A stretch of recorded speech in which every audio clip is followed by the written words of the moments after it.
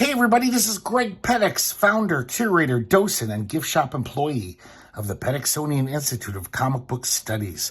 Today we're going to be looking at Haunted Love, #1. This is the Modern Comics reprint of the original Charlton Comics. Modern Comics was this weird outfit. I don't know how they operated, but they would reprint comics from other companies a few years after they came out. But this original edition, which I don't have, is from 1973. And it had a Charlton Comics logo, obviously. It was 20 cents. And it did have a one-page short story that this doesn't have.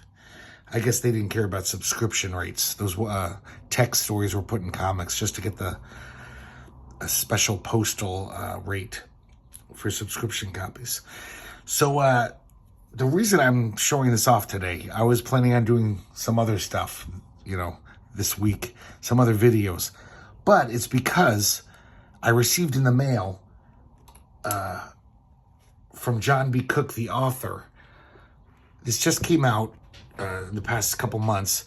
The Charlton Companion from Tomorrow's Publishing. Jon B, Cooke writes it and designs it.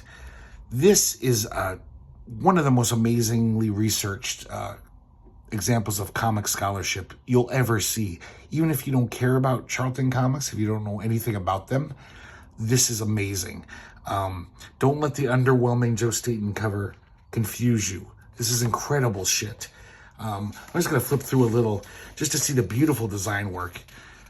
Jon B, Cooke always has amazing design.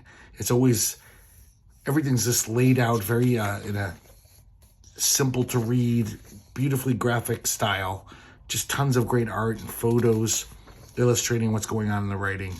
But this is like way beyond just comic scholarship. He does the whole the whole history of this business, Charlton Publishing. From the founders, I just can't believe the stuff he dredges up about all of these guys, just from amazing research.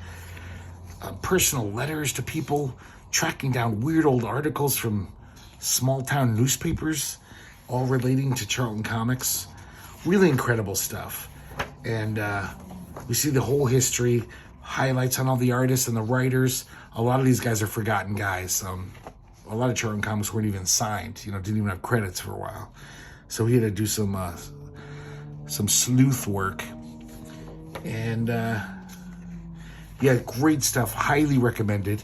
In the notes at the bottom of this episode, I'm going to put a link to buy it. And I recommend this so highly.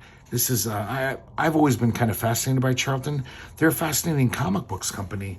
They were one of the only comic book companies, I think they were the only one, that their whole operation was in one building in Derby, Connecticut. They had the studio bullpen there. A comic would be conceived, would be created in the bullpen. Then there was a printing press in the building. They'd print it themselves. Most comic companies would send it off to a printer and they'd have to pay the rates.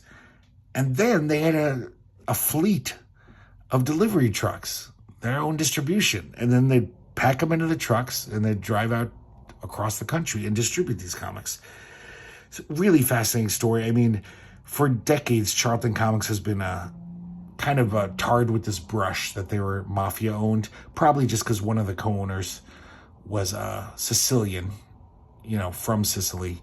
Also, there's the fact that the two founders of the company met in jail, but they were pretty minor offenses. But also they owned their own trucking, the whole Teamsters idea. But yes, please buy that. If you care about comics history. Jon B, Cooke's always been an amazing comics historian in his magazines, comic book artist, comic books creator, and many books he's written. But I really think this book thrusts him into a higher echelon of scholarship, of comic book scholarship. Really good stuff. And it's not just because I know the guy. I was blown away. This is really impressive. Okay, let's get to Haunted Love, #1. We got a Tom Sutton cover. This is, pretty young Tom Sutton, 1973. So it's a little sketchy or odd, but Tom Sutton was like that. Sometimes he'd be a little loose with his pencils. And we got this these old romance comics are kind of creepy. They're just weird. And it illustrates a story within. A kiss to save him from the grave. So here we have the first story, written by Nick Cutie, the longtime Charlton editor/writer, also editor/writer at Warren Publishing. And art by Joe Staton. So Joe Staton's very young here. And, he was pretty much a fanzine artist at this time. Definitely has a distinct style, Joe Staton. It's kind of cartoony. But this first page is just, you would think it's a sci-fi tale. It looks like another planet. The moon is way too big. This weird alien-looking butterfly. It's really just a mobile. But you don't know that at first. So, I'm sorry, I should have said first. The narrator is this girl. And she's saying, he was coming. I could see the carriage getting closer to the house. I was very excited. I wanted this one to stay. I wanted this one to become my eternal teacher. I already don't like where this is heading. So, this young tutor shows up. And Mr. Dupke, and the father of this girl from the first page, he introduces himself and says, my daughter's going to be quite a challenge to you. And he's a young teacher. He says, are you sure you don't want someone more experienced? And he says, actually, I really want your enthusiasm. You'll be my daughter's 8th teacher. Hopefully you'll last. You will be her last. The mother comes in. He's introduced to her. Kind of weird. It seems like he's hitting on her. He's like, well, with a mother as lovely as you, I'm sure that little Elizabeth will grow up into a beautiful young lady.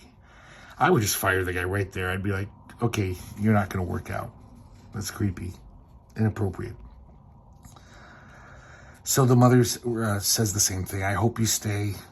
None of the others did once they found out about Elizabeth. So she takes him to his room. She takes him to his room. And then she checks in on her daughter. And she says, he looks nice, Mama. Do you think he'll like me? I'm sure he will, darling. Go to sleep. I only wish we didn't have to put you through this again. So we don't really know what's going on. So the next morning at breakfast, he says, I'd really like to meet Elizabeth. And Elizabeth comes out. And even though she's holding a little dolly, and it looks like she's sucking on her thumb, she's like 18 years old at least. She's a woman. And the father says, you told me you were good with, children with mental problems. Elizabeth is about 5 years old in her brain. Please just try. Don't back out. So he's a young, enthusiastic teacher. He says, okay, I'm going to, give this all my best effort. And it's really bizarre. She doesn't even know the alphabet in the morning, so he's teaching it to her. And within like a couple hours, she's reading. And she's reading whole books. And the father comes in and, the girl brags about this. And the teacher says, you don't seem too pleased. He said, no, I am. Keep on with your progress. So she's like, teach me more, Ken. He's teaching her everything. And she's just learning everything amazingly. At one point, she's so happy, she hugs him and says, oh, thank you. And he says, remember, Beth, you're a full-grown woman. You shouldn't do that. And the girl is narrating. And she says, I already knew that I was in love with Ken. That's the name of the teacher. So that night, she wouldn't let Ken sleep. She goes in to wake him up. And she says, Ken, I'm so excited. And she's dressed up in like a nice adult dress. And he says, where did you get that dress? You look beautiful. And she says, I want to show you something.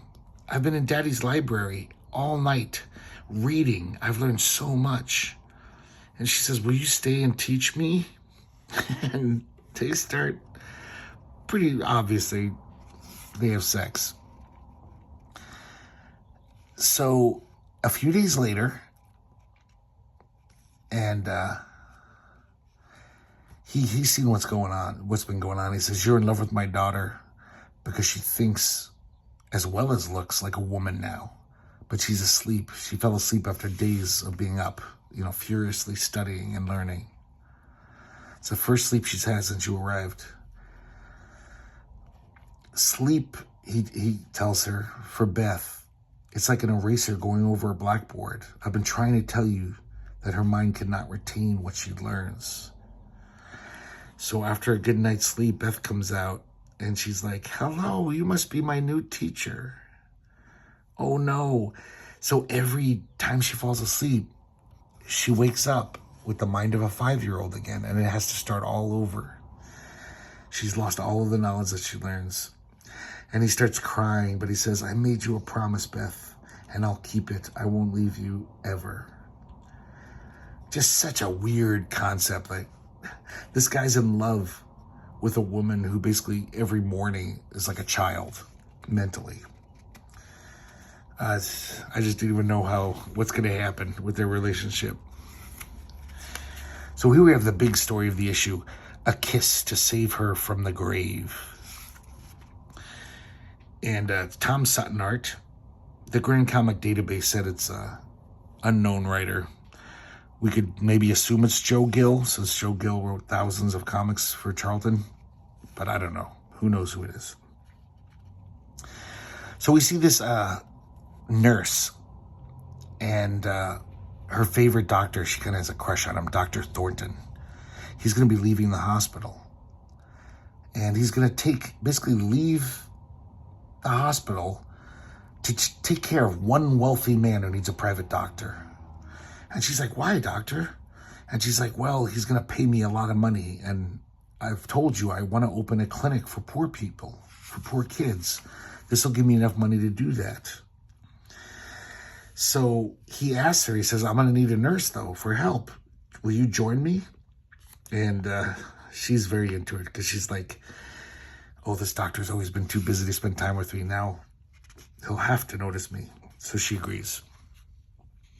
She drives out to this rich guy's mansion before Dr. Thornton can make it. He's got some shit to take care of. It's in the middle of a swamp, very creepy. She says it looks like a mausoleum. Yeah, this is pretty rough Tom Sutton art. The butler, I mean, look at this guy. I was reading this and I was like, what? There's a zombie in the mansion? But he's not. He's the butler. He just looks like, literally like a fucking monster. I can't imagine anyone just not running away. Like, she just treats him like he's some weird old guy. But, I mean, that's monstrous. And when she goes upstairs to check on her patient, the rich guy, the nurse who's been taking care of her, she runs out and says, "Get out of here while you still can. This guy's driving me mad. Don't stay here." And she runs off. So the rich guy's name is Trevor Galt. She turns the lights on when she goes in the room, and he literally looks like a corpse. She feels his pulse. He doesn't even seem to be alive. He's so just decrepit. As she leans over him, she feels like a breath on her neck, and she feels someone kiss her on the back of the neck, but there's no one there. And she looks at the patient again, and she looks at Galt's face, and it seems like there's a smile on his lips, the hint of a smile. So she looks at his chart. It seems like this guy's been dying for years. Only his money and constant medical attention keep him alive. So the doctor's still not there. She's wishing he was there because she's creeped out by the whole situation.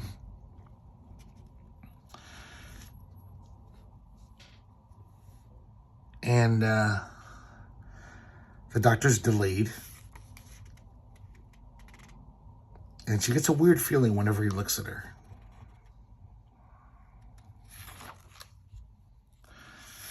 So one night she goes to sleep, and the ghost of Gaunt, the rich guy, he says, "Follow me." And like in a trance, she's like sleepwalking. And he leads her out to the garden. It's so weird. Some of these panels are so well drawn, and then some are just so sloppy. Like here, he forgot that eyes are closer together. It's like almost a palm's width in between her eyes there.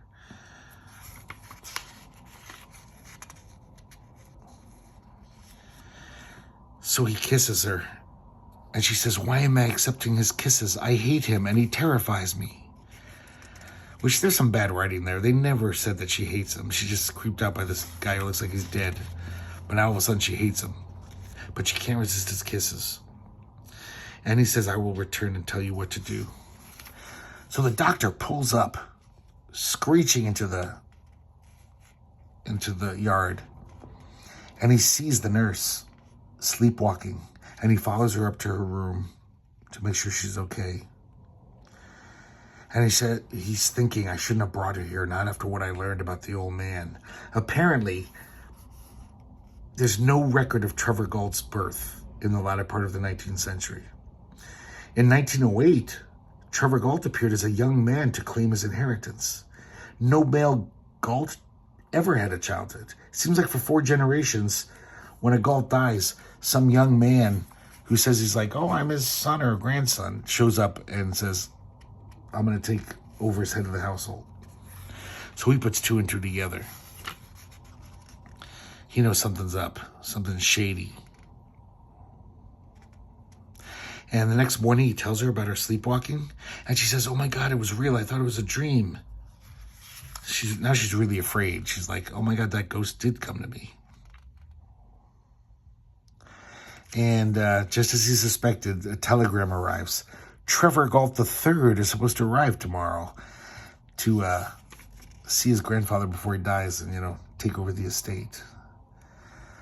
So he knows that's the whole thing. She says, "I'm not going to let it happen, Lucille." That's her name.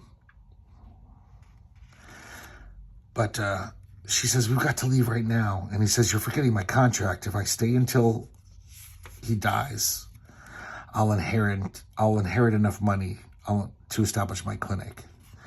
The deal's off if he doesn't." So they just keep watching him. And the doctor says, "You're exhausted. Go to bed." She says, "It's too dangerous. If you should fall asleep, he'll take you over."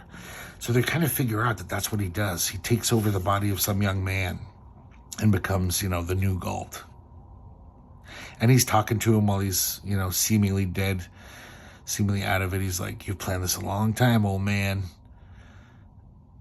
You'll use me to go on living, just as you've seized the bodies of other men over the past 200 years. You're a warlock. But it'll end tonight." So he's got to stay awake. And, he's literally going to die any second. So he's got to make sure he dies. And then the ghost of Galt comes to her again, the nurse, and says, "Listen to me, Lucille. Follow my directions." So now we cut away to the room where Galt is sleeping, and the doctor's watching, and she brings him some coffee to help him stay awake. And he says, "You dreamt of Galt a few minutes ago, didn't you, Lucille? You're not even awake right now. You're in a somnambulistic state under Galt's power, and this coffee is drugged." She says, "No, it isn't true." And he says, "Very, very well, I'll drink the coffee." And now that she's, out of her somnambulistic state, she says, "No, don't drink it." And the spirit of Trevor Galt shrieks his fury at them. "You have betrayed me. I shall destroy you both." And the doctor just says, "Hold on, honey. He's going to die any second now," and he does. So his ghost will never take over another body again. The Galt mansion becomes the new clinic that the doctor wanted to start, and they marry Lucille and Dr. Thornton. But on quiet nights, when she walks upon the terrace, she still hears that whisper that sets her nerve ends tingly. "Lucille, Lucille." Ooh, creepy. Oh, these Charlton comics. I like this, though, the idea of having like half romance, half horror. It's a potent combination. So I'll definitely, I think I do want to get more of these. I basically kept this for years just because that Tom Sutton story was so creepy. I'd have to show it to friends. I'd be like, look at this. This was made for little kids. This is so wrong. But there you go. And once again, a reminder, please go to the notes and give this a shot, the Charlton Companion. I don't think you'll be disappointed. This is some amazing stuff. And it's a fascinating comic company. Not the best comic company by far that ever existed. But man, the story of how they came to be is fascinating. Maybe more fascinating than any comic they ever published. So there you go. Charlton Comics. Look into it. And I'll see you next time here at the Petixonian Institute of Comic Book Studies.